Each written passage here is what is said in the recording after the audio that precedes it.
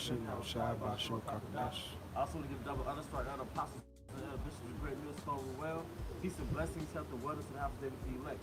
Now through the spirit, earlier this morning / last night, I did a lesson on the dualism of YAHAWAH by Islam Shai, right?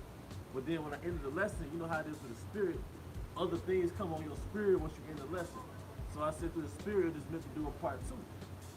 So going into the dualism, if you go into the dualism, if you go into that word in the Merriam's dictionary, all right, it basically goes into how reality is constructed. And reality is constructed where there's two opposing parts. All right, so the Most High constructed reality where everything has an opposite. So part of the nature and part of the essence of YAHAWAH in his creativity is that he put a formula of dualism. So everything has an opposite. Hot, cold, warm, cool, mad, angry, happy, you know, or angry, whatever. Everything has its opposite. So in this particular lesson, we'll go into more of the circumstances, man. All right, because even with us in our afflictions, all right, we have polarities, man. We have dualism, man. All right, your life alone, the Most High gives you dualism. All right, because that ultimately makes him a God of balance. Okay.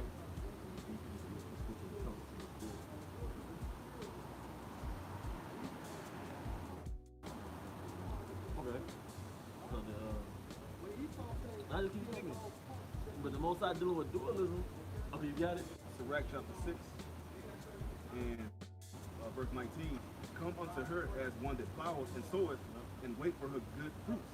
For thou shalt not toil much in laboring about her. And this is wisdom then personified as a woman. All right, and it says, come unto her as one that ploweth. All right, because you're supposed to till with this land of wisdom. All right, if you have land and you want to cultivate that land and make it profitable for fruit bearing, you have to break the soil, you have to put work in. So when it comes to this truth, you gotta write down the scriptures that you hear from your leaders, your elders. All right, then you gotta go and study it, then connect the precept. You know. And what's the duality of that? A man that has the land and is not tilling it. Yep. Right. Right. As the scriptures say, if man doesn't work, he shall not eat. Right. So if you don't do the reaping, you know, if you don't do the plowing, you shall not do the reaping. Yep. So that's that duality, the complex of that, how the Most High has every situation set up, even when it comes to decision making. Yep. When it comes to even doing what he said to do, lessons out there reading. What if you're the only person that's all you do is read? Yeah. You know, or you know, was him that take his hand from the plow. What if all you do is have your hand on the plow? You never go back and recoup. Those are particular dualities that YAHAWAH Shai is not asking of us, but he mandates those things from us. And that's why the scripture goes into that particular just wait. Yep. And that unjust wait, you know. About the size, Proverbs 11 and 1. So you get that right here. We can set the tone with that. I had it right here for y'all. Okay, you had it on deck? Yeah. All right, you got it, bro. All right, this is the book of Proverbs 11, verse 1. And it says, a false balance is abomination to the Lord YAHAWAH. So he's a power of duality. So if he did have a duality, there would be an abomination to him. It would be, because if something is one-sided, that means that it's unjust. Like you go to a court system, they have the weight scales, man. And that's supposed to represent equity and justice, man. And the Most High, he really only wants you to have that so you can be disciplined. Yeah. Because if you're imbalanced and you don't have the duality concept or way of thinking, you're not going to be able to serve him to perfection. Yep. You know, you're going to be lacking in some shape, form, or fashion. And you can't be a judge if you only know one side. If you didn't experience the good and the bad in your journey, how can you teach someone?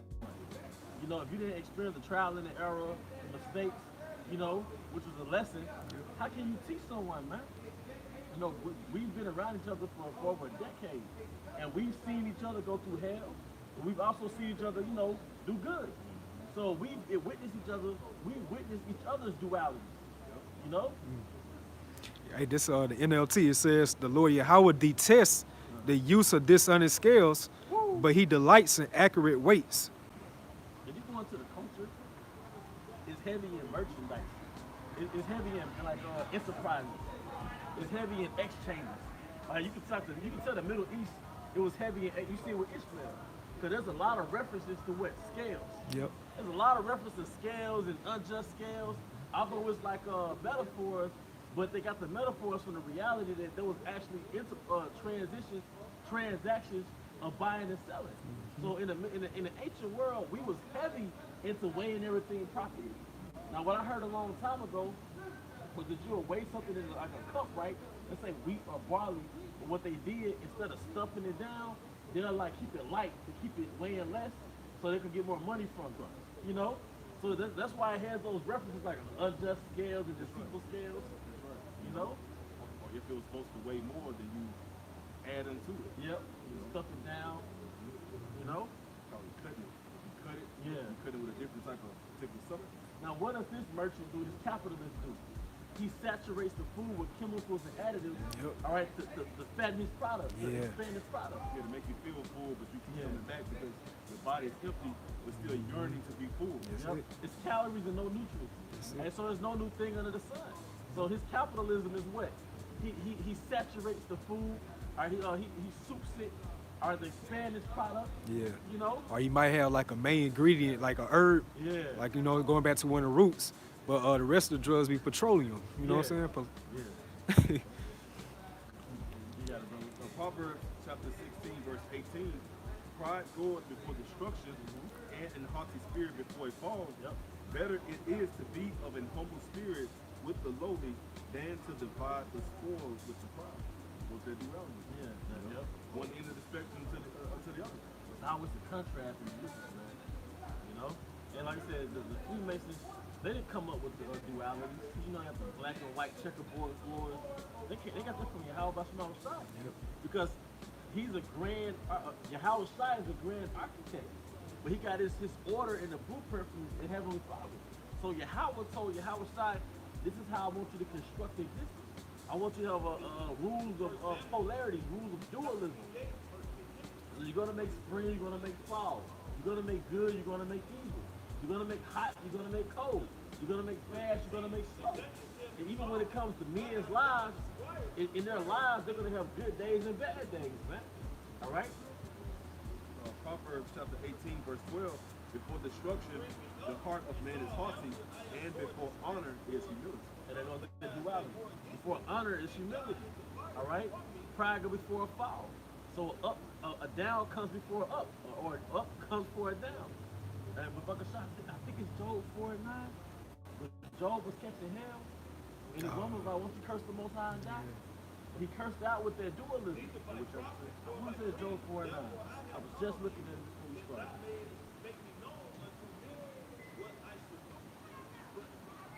Let's see.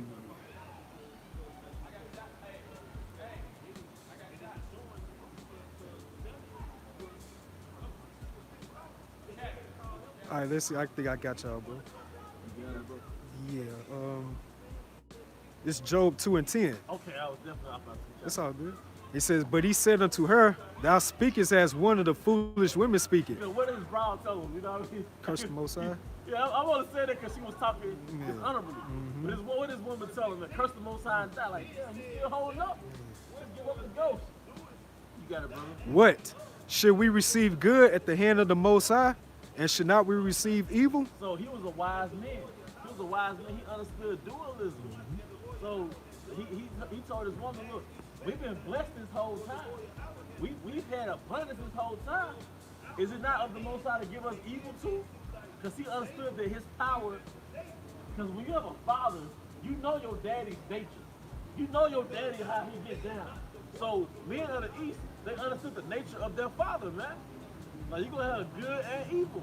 And that's called experience. And that's balance. You know? That's it.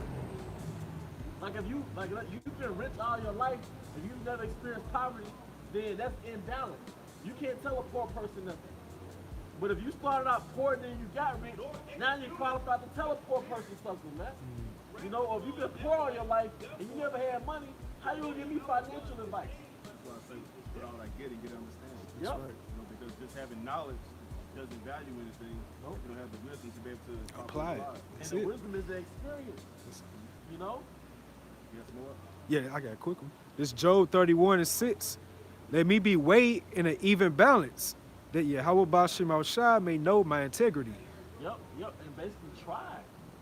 All right? And it's heavy because when you go back to the spirit world, your actions are weighed in the balance. When you go and sit in front of the judge, your good is weighed with the bad, man. And the scales have to, one scale has to dominate the other, man. All right, and that's going to determine how your life is going to play out when you come back, man. They showed that in the series American Gods or something like that. The woman went to the spirit world, she died. They actually had scales, man. And her good outweighs the bad. So she went to like a different realm in the spirit world or whatever garbage they had. But the point is, that whole karma thing, that's how it plays out. It's judgment. You know? That's why, Esau got that signal through his program. How I said that Tekka, that you know, when the writing on the wall. Oh yeah. Yeah, you know what I'm talking about? But basically, it's like his the actions of his kingdom was weighed in the balance, man. You know? You got it, brother.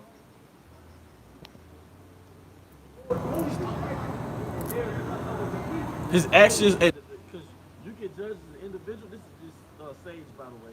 But you get judged as an individual, but also kingdoms get judged, man. All right? Kingdoms get, and this kingdom is being judged right now.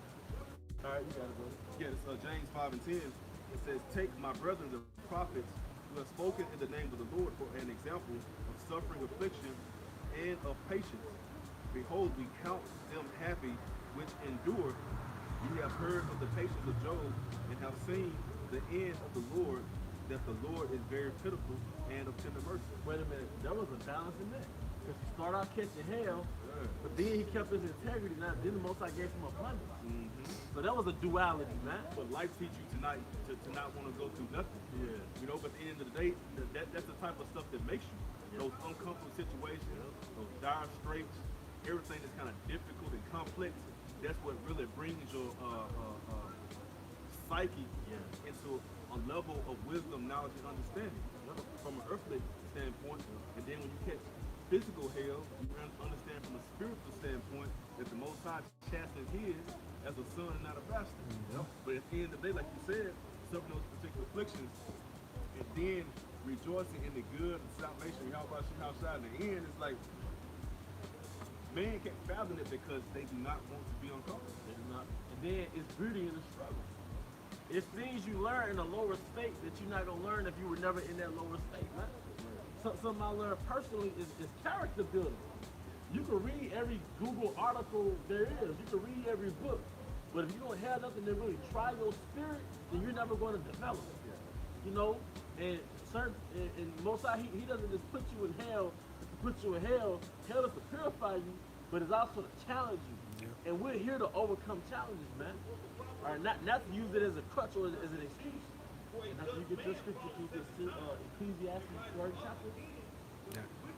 You got something, brother? I had that. Let's go. All right, this Ecclesiastes. Go back to it. No, start at 1. Okay. This is Ecclesiastes 3rd chapter, verse 1. And it says, "To everything there's a season and a time to every purpose under the heaven." Verse 2, "A time to be born and a time to die. Dualism. A time to plant and a time to pluck up that which is planted." Hey, and Most High has planted it. He's plucking up a kingdom while he's planting another kingdom. All right? We said the kingdom should be translated Yep. from one people to another. And you know what that means? When it says the kingdom should be translated, that means the earth is going to be taken from one nation of people and we're about to inherit the earth. That's a binary effect.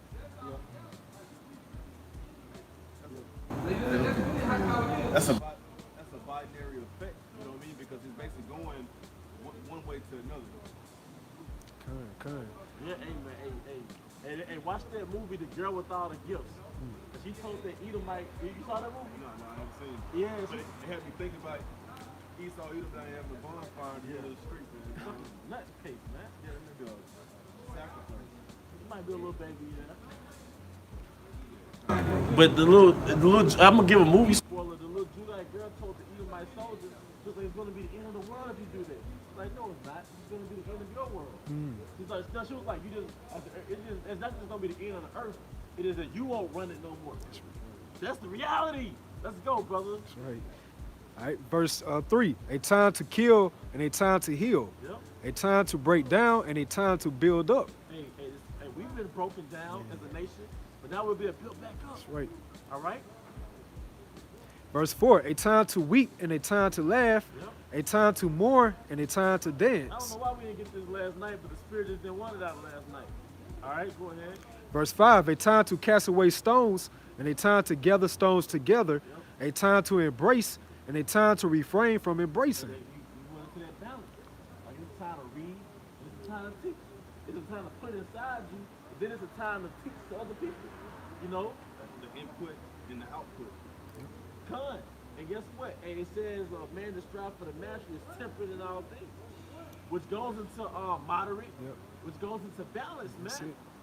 You know, and you won't appreciate the sun if you've never had rain. You know, you won't appreciate good brothers if you've never been around shitty people. And even you got paradise.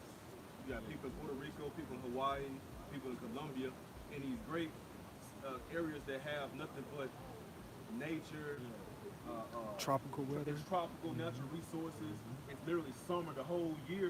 People vacate there, but they don't appreciate that because that's what they used to. Yeah. That's what they used to, man. That's why they invade us. That's why they're in the hood. That's why they're ghetto. Yep. That's why they're breaking in stores and going in, shooting people over, opposition, so to speak. But that's that duality. They've never experienced anything other than that, so they don't appreciate that beauty that the Most High truly gave them to Even- reside in. Even their women. You Oh, know, yeah. like their women, that's a norm to those men down there. But to us, it's like, hey, you get an Asherite woman here in Mississippi that's beautiful. To us, it's like, whoa, shit. But to them, it's like, Yeah, it's the same for them. They'll get blown away by a Judite woman that will pass by. yep. Now she's Yeah, straight, yeah. all right. But oh my God, they free. They free. Something free. And they be a Northern Kingdom be yelling out the window just like Jake. hey, this ain't no we the same people, man. You know. Yeah. Got some more, Elder? Nah, you can bring that up. Like this Matthew 22 and 9. And it says, go you therefore into the highways, and as many as you shall find, bid to the marriage.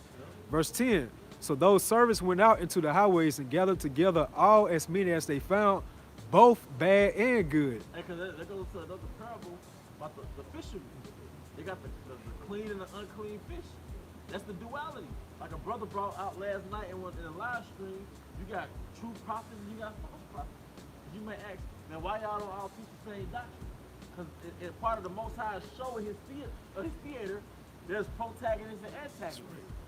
So even with us, you got righteous brothers, but then you have brothers that weren't on point in the truth, man. There were weeds amongst the plants, man. Now what did it say in the scripture? Every weed in the house of YAHAWAH should be rooted out. All right? The word God like goes into like theatric, like he's dramatic with it, you go deeper into that term if I'm not mistaken. All right, so back in Matthew 22 and 10 it says, and gathered together all as many as they found, both bad and good, and the wedding was furnished with guests. Yep. Both bad and good. Yeah. Many are called, but few are chosen. All right? So, yeah, brother, can you post I come up for you. In Sirach chapter 30 and 21, it says, give not over thy mind to heaviness, and afflict not thyself in thine own counsel. And the reason I brought that up is because, the scriptures say, which much studies the weird of the flesh, and also surely oppression making the wise man mad. So he understands the situation, the condition that we're in is going to tick us off, to the highest level. But at the same time, it says to give not thy mind to heaviness. Yep. So those particular dualities that are held in the balance, and the Most High is commanding us to stay in the middle of all of that. And it's a challenge. Because, you got to find what works for you. The Spirit showed me last weekend. Spirit said, air your soul. Like, air your soul. Like, oppression makes the wise man mad. And what happens is you're working in the cage 8 to 10 hours a day. Then you go home to basically a cage, and your mind is pent up. So you have to find a way to air out your spirit, man. And then when you're doing it because now you feel empty, and it's like, damn, like you feel you gotta serve the Most High again. But but that's part of that balance. You can't just, you gotta put your plow down technically sometimes to charge back up. Brother might turn his phone off for a day, You know, a brother might watch a movie or play the game, whatever you do. Because the entire body is nothing but a muscle. Yeah. And your brain is nothing but a muscle. So if you overwork one, you know what I'm saying, than the other, then it's an imbalance. Yep. You're always studying, you're always just engulf yourself in something. Because I went through that phase. Languages, music, studying, reading, researching, and it was all I did. I gained a lot on the front end, but at the same time, that wisdom, knowledge, understanding began to kick in to where, okay, you got to find some balance.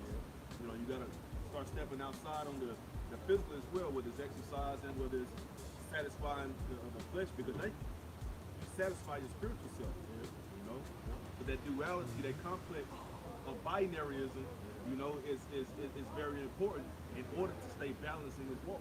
And we gotta do a part 3 because you said something. We got the spirit and the flesh. They war against each other. That's dualism. Yeah. But that'll be another time through the spirit. I'll be willing. Yeah. That's scripture. This is a quote from Euryphides. He says, balance. The best and safest thing is to keep a balance in your life. Acknowledge the great powers around us and in us. If you can do that and live that way, you are really a wise man. That's heavy. That reminds me of a quote that I read. It said, life is like a bicycle. In order to keep your balance, you have to stay in motion. You know? Yeah. In order to stay balanced, you got to stay in motion. And even the most skilled bicyclists, they can be at a red light and still keep it on 2 wheels, but they're still jerking at a particular motion to do what? To stay moving. Because as soon as they stand still, they go one way or the other. That's right. You know? Right. There's this old saying that I love. It's a quote. It says, a body in motion stays in motion. And that's true. Because even in the ancient world, a son that was a sluggard, I mean what? His body was not in motion. You know, but the majority of men who were active, they always stayed active. Even men to this very day, whether they young men, middle-aged men, or old men, they got 2 ways of life. They're doing absolutely nothing, or they've always kept doing something. You know, but that's that balance. Yep. Beautiful. It's pop. You got anything else from me? Yes. Brothers and sisters edified, once again, want to give our honor and glory to Yahawah Ba'Shem Yahushua Ba'Shem Rakakadash. Never underscore elder apostle and elder bishop, the great millstone of the well. Peace and blessings, health and wealth, and have to elect.